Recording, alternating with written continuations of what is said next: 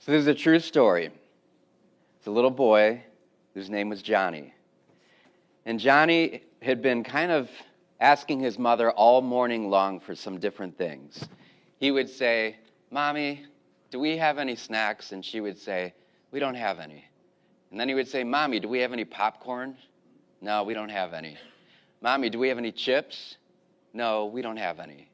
And finally, the mom said to her son, "Son, I just want peace and quiet." And the boy said, "We don't have any."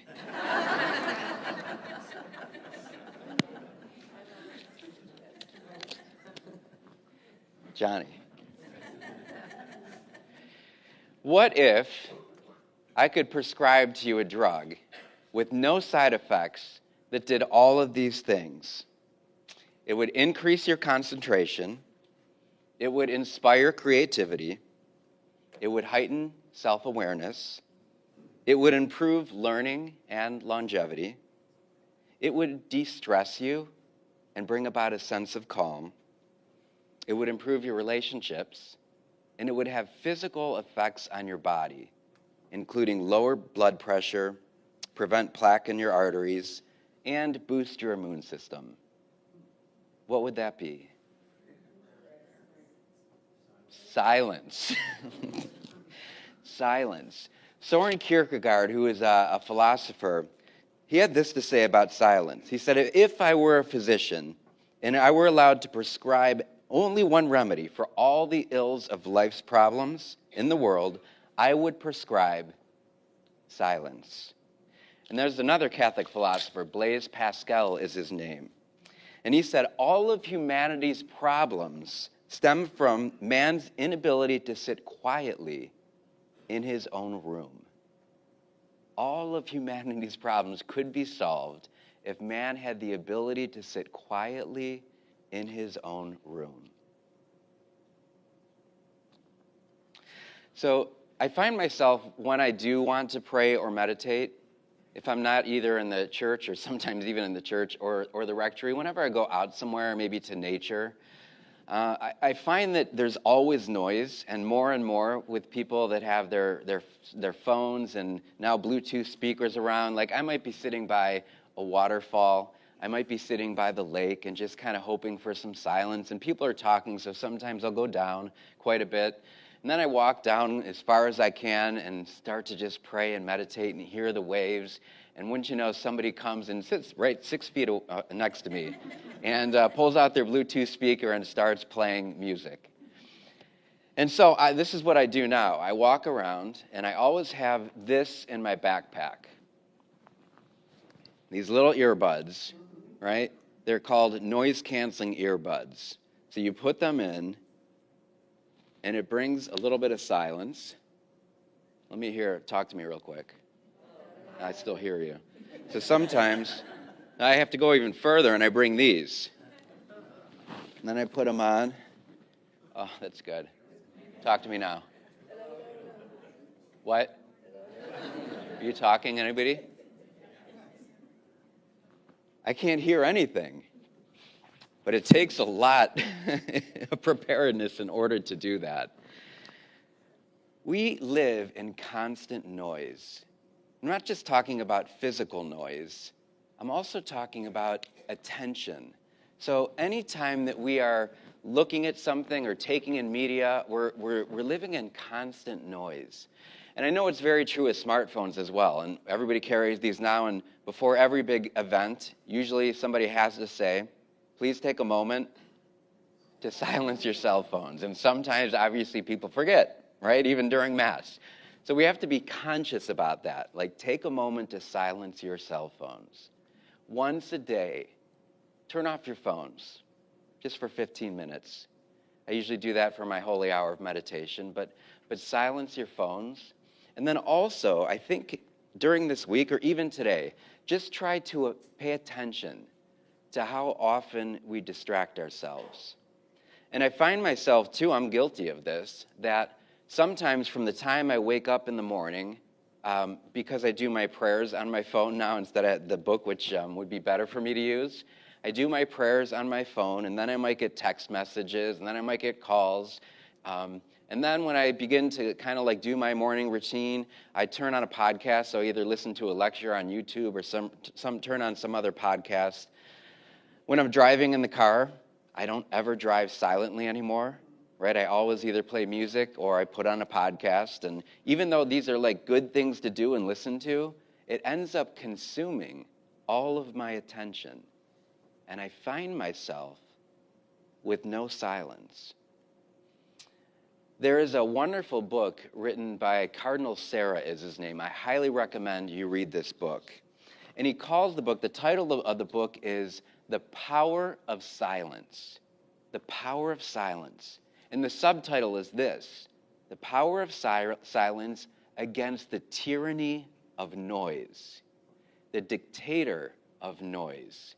So he says noise is like a dictator in our lives. That is someone that is trying to control everything that we do and take away the power of silence. And with any dictatorship, it's something that we need to consciously fight back against. And so for ourselves, that is like we have to make a constant effort and choice to spend some time in silence every day, because it's going to be robbed from us. Just notice that and pay attention to your day. How often is there silence? Do we leave the TV on going all day? Do we have our phone constantly listening to music or podcasts? Do we take some time to turn everything off and be silent? Now, why is that important scripturally? So in the first reading, we hear from the prophet Elijah. God says to him, I want you to go up to the mountain and I will appear to you. And so Elijah climbs the mountain and he takes refuge in this cave. And as he's there, he's trying to listen to the voice of the Lord. And at first there are winds that are so heavy, they're creating this powerful sound. But the Lord was not in the sound. And then there's an earthquake, like the whole earth shakes while he's in this cave. The earth trembles before him, but the Lord is not in the earthquake. Then he hears a sound like a blazing fire, this all-consuming fire, and the Lord is not in the fire. And then there's silence. And what happens in the silence? A small, tiny voice speaks out to him. And that's how God spoke. That he's often in our silence, and that small, tiny voice arises. In the gospel today, Jesus, before he walks on water and enters the storm where the disciples are, what was he doing just moments before that? He went up to the mountain to pray alone. So he was in solitude, in silence before his heavenly Father. And out of that silence, he was able to walk on water. And he was able to calm the storm that was raging around the disciples. As many of you know, I love teaching prayer, and part of prayer is helping people get comfortable with silence. When I was at parishes with grade school, I would do that every week with different grades, and I would always go in, and my desire was to help the children enter into meditative and contemplative prayer. Now, anytime I mentioned meditative prayer to the children, they would cross their legs and make signs like this, like the Buddha. And so I would try to say to them, no, actually, us Catholics meditate too. It's different because we're focused on Jesus. But then I would lead them through times of silence. And I would start off with 5 minutes, and then go up to 10 minutes, and even go up to 15 minutes. And the teachers always told me, every single time, Father, you can't do silence with the kids. It'll never work. I think the teachers were more scared of silence than the kids were. And that's true for us adults. For some reason, we fear being silent. And I think the reason for that is because when we can kind of turn off the audible sounds, the sounds that come in from around us to all of our senses, once we turn that off and we become still, what happens? Our minds begin to race, right? And then we have like this whole other storm that's in our minds of anxieties and fears and doubts. But I promise you, if you remain in silence long enough, even that will begin to still, and you'll experience peace. When I would do this with the children, I would have them either sit down before the Blessed Sacrament or even prostrate, lay down on the ground. And when I would do this, after the experience of 15 minutes of silence and just resting, I would ask the children what it was like for them. And every time I did this, the children's response was amazing. They would say to me, "Father, I felt peace for once." These are little kids, second graders. "Father, I felt like I didn't have any stress in my life." Second graders. "Father, I felt like I was floating." They experienced profound peace as children. And I know many of us don't believe that children can do that, but they can. And people often ask me, adults usually, "I'm just not hearing God's voice." And I'll often ask them, "Well, how much time do you spend in prayer?" And they'll say, "Well, I don't really, I talk to God a lot."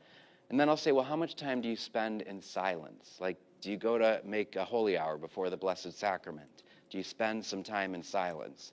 And oftentimes the answer will be, "No, I don't. I feel really uncomfortable. I don't hear anything." Well, it takes a little bit, right? So as Elijah was in the cave and he heard all of these different noises, it was after all that it settled down and he was silent and he heard the quiet whisper of God. That needs to happen for each and every one of us. And I know that for some reason, silence can be terrifying. There's actually a clinical term for people who are afraid of silence, as some of us are. And the reason for that is because we are scared that when we get silence, we're not going to hear anything. And that all these thoughts that we have are going to come out. But never be alone and silent without Jesus. Whenever we're silent, whenever we're meditating, let Jesus be there. Because when the internal storms rage, just as Jesus came to his disciples walking on the water, he can come to all of us in the midst of the chaos in our lives, in our minds, in our hearts. He can walk to us in the midst of that, reach out his hand, and say, "Come." And we may take a couple steps towards him in silence, and we might get distracted again, and we begin to sink. All you have to do then is cry out, "Lord, save me." What does Jesus do? Reaches his hand out to Peter, pulls him up out of the water, brings him back to the boat, and immediately the storm comes to a calm. Silence is essential in our lives. Noise is a tyrant, and that means that we must make some concerted effort. We must do everything that we can to preserve some silence in our day. Notice this today. Notice it throughout the week, and anytime we have the opportunity, choose some silence. And when we choose silence, we will hear the quiet whisper of God.